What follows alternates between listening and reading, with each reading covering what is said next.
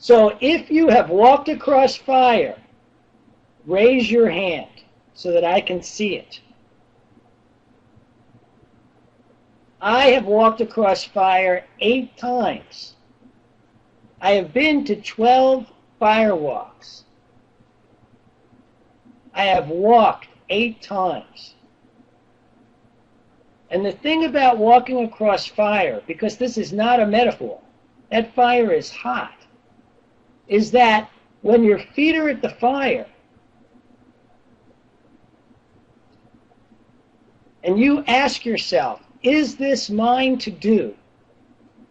If you don't get a full body, essence, everything, yes, you don't walk.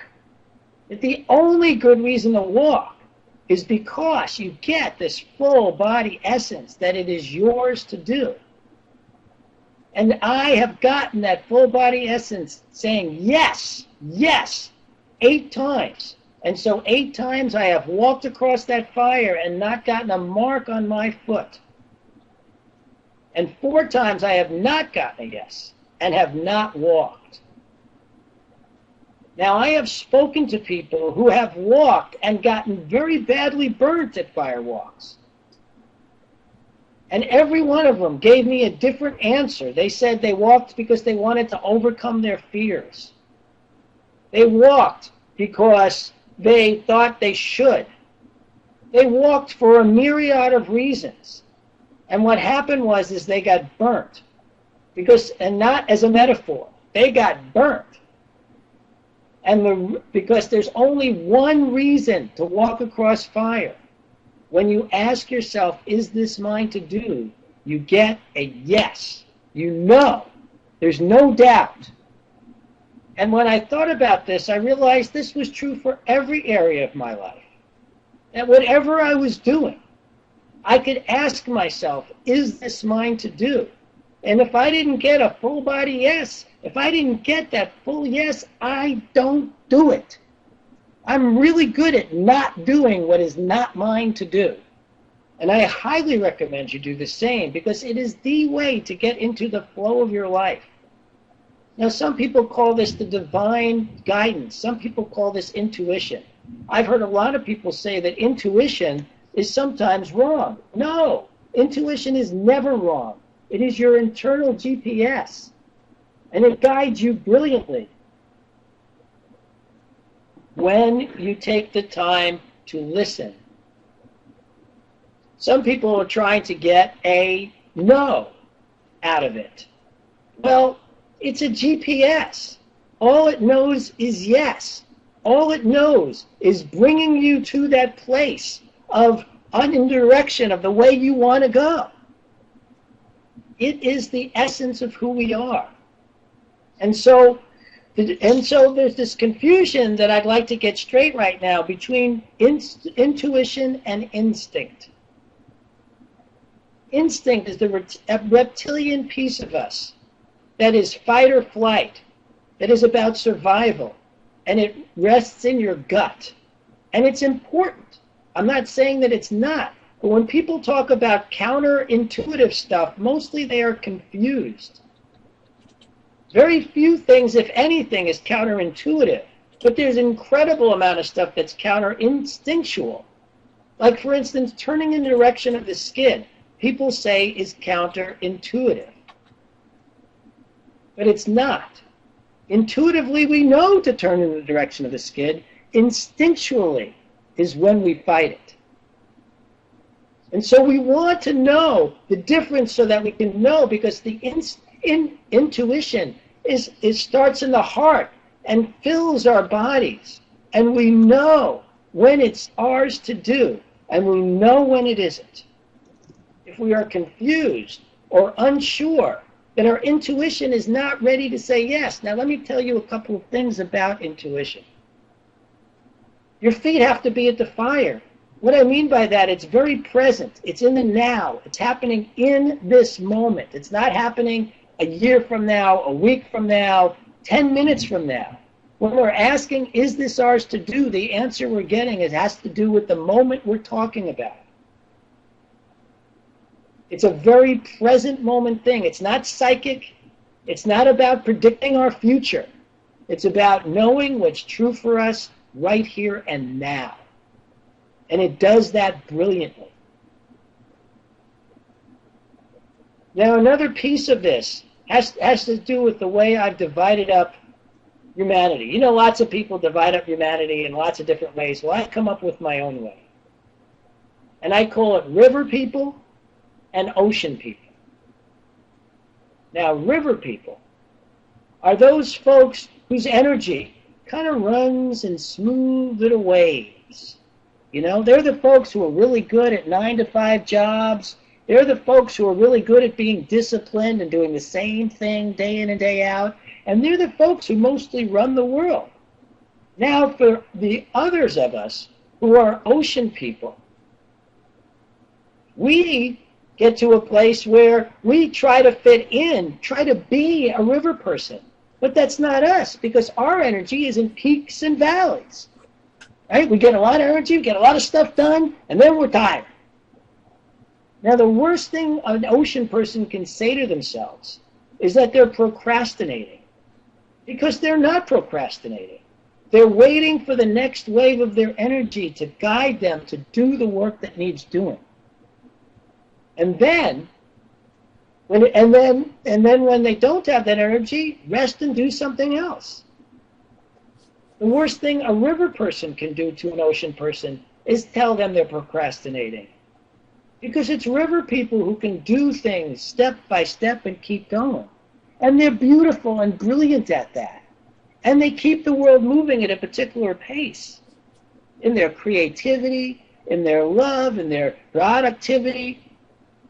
But that's not how ocean people work. Ocean people have to find their own rhythm. And they cannot try to match it to river people. They have to, the discipline here is different.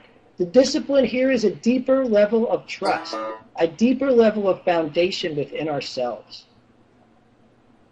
It is for us to know that we fully feel and appreciate who we are in the world, who we express ourselves to be.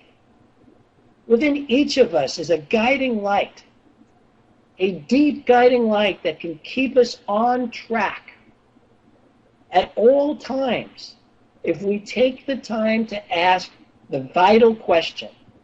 And the vital question is this mine to do? The vital way of being is to follow your flow, irregardless of others telling you, I need to know now. One of my default sayings is I need time to think about it. Nobody gets to rush me into a decision or a choice. I need time to think about it. And that way I find my own rhythm with it. Nobody else gets to set my rhythm. Nobody else gets to set yours. Each of us, whether we're a river or an ocean, has a way of being in the world that is uniquely ours. In the one, there is the many that is diverse. And each of us has our own rhythm to embody. Find yours. Find your way of being in the world.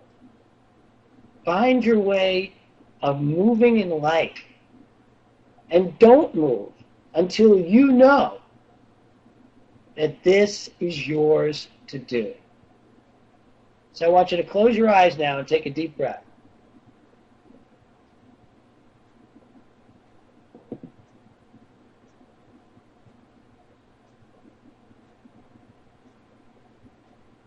And imagine yourself on a path. It's the perfect path. It's your path. Maybe it's in the woods. Maybe it's in the clouds. Maybe it's on a beach. Maybe it's in the home. It's your perfect path.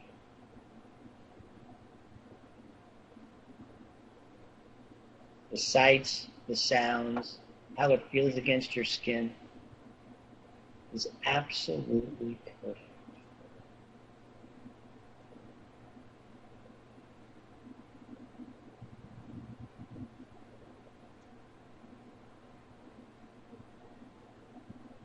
And imagine you come to a clearing. It is the perfect clearing.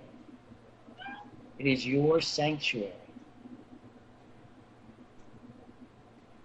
The temperature, the sights, the sounds, how it feels against your skin is exactly what you dream it to be. And there's a chair there. It's the perfect chair. Go sit in that chair and give yourself a big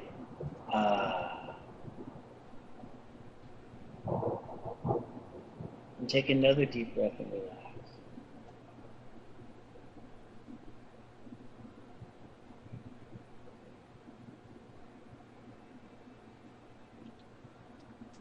Now open to that deep place of divine yes within you. That place that guides you every step of the way. That knows exactly what is yours to do each and every moment. Imagine yourself just opening up to this deep, divine yes.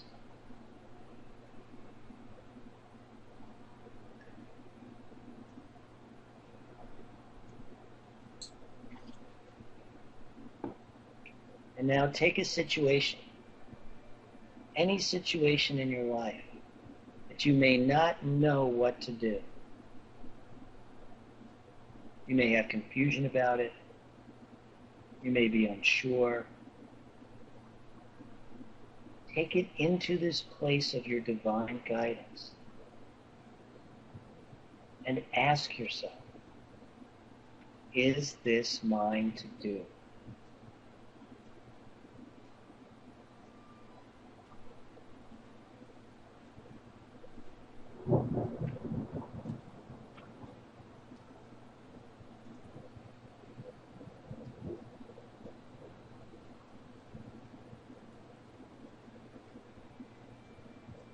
Now imagine your feet at the fire.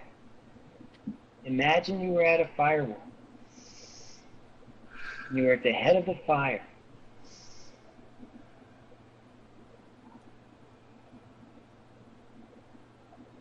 Ready to walk. And ask yourself, is this mine to do?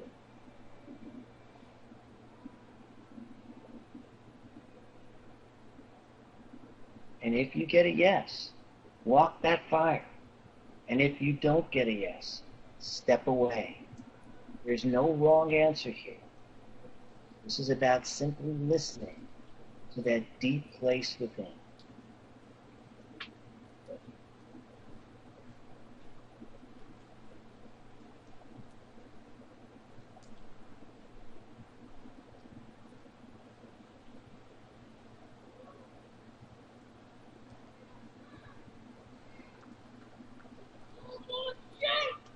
Thank yourself. Thank that deep divine guidance that is within you. And when you are ready, open your eyes.